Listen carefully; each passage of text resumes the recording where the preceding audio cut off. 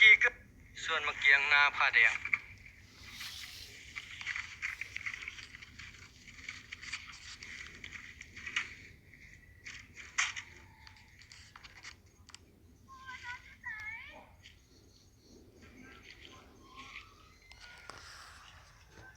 ่วนมะเกียงอยู่บ้านนามอนเมืองกระสีแค่เวียงจันทน์เนาะนาผ้าแดงน้ำข้ามเด้อไปยังมาเที่ยวก็ขี่เหือขึ้นมาได้เนาะพักผ่อนแล้วก็ย่างกลับ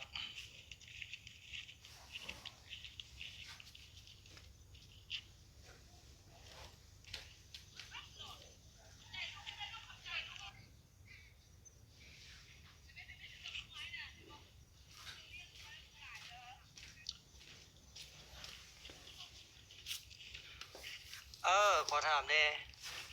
ปีหนึ่งเจ้าขายมะเกียงได้ประมาณจักหมื่น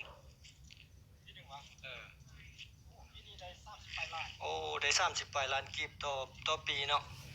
บางเทื่อปีหน้ามันน่าจะเพิ่มขึ้นเนาะโอ้งามหลายอันนี้ส่วนมะเกียงของสหายเพื่อนอยู่บ้านนามอนเมืองกระสีแก้วเวียงจันทน์ใครสนใจมาเที่ยวได้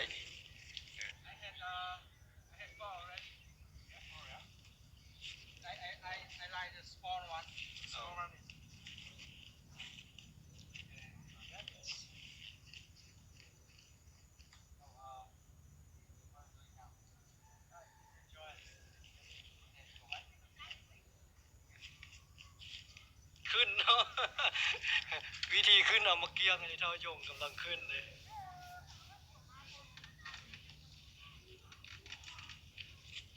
ขั้นขึ้นบุเป็นขั้นใดหักนี่ก็เจ็บย้อนเนาะขอบเน็กปีหน้ามาไม่บ่มานี่ให้ไปเน็กแคมต่อมาเนาะน้ำคามรีเวอร์โอเคโอ้บัดนี้เพิ่นสิขึ้นเนาะมาแต่นครหลวงสิขึ้นเอามะเกียงนี่ลองเบิ่งสิตกบ่กันได้เดี๋ยวโอ้ได้กินย้อนเนาะมีลุ้น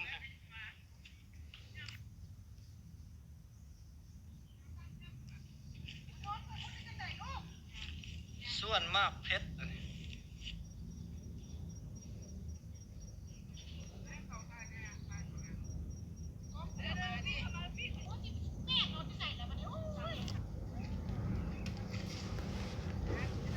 พระเจ้าค่อนข้างปลูกเป็นระเบียบนะ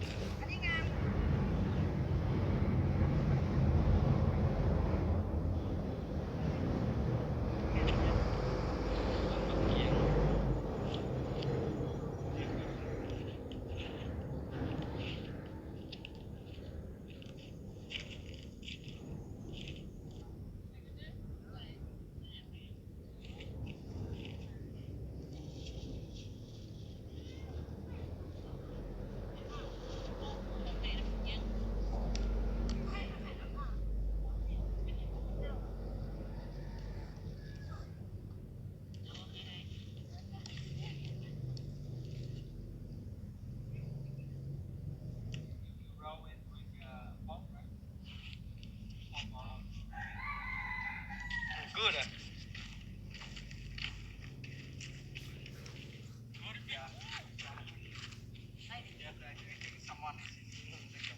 โอ้ปลุกขึ้นมา good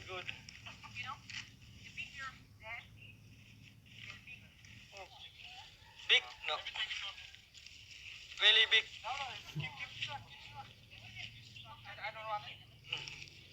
เนาะก็เก็บให้มันสบายใจเจ้าไปเอาไปย่ายชาวบ้านน้ำมอนกินเลย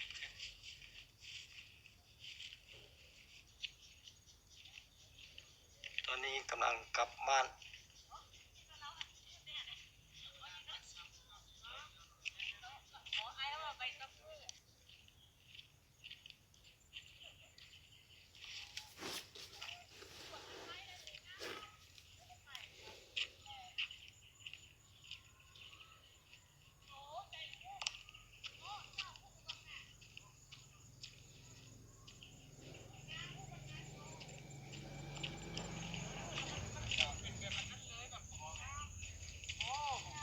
เจ้าปลูกแบบวิชาการ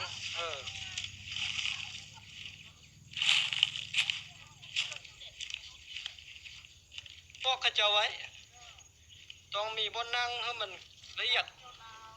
แม่นละ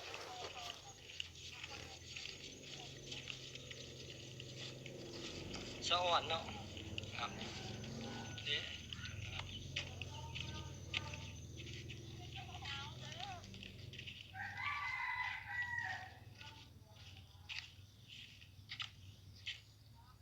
ต้นพุก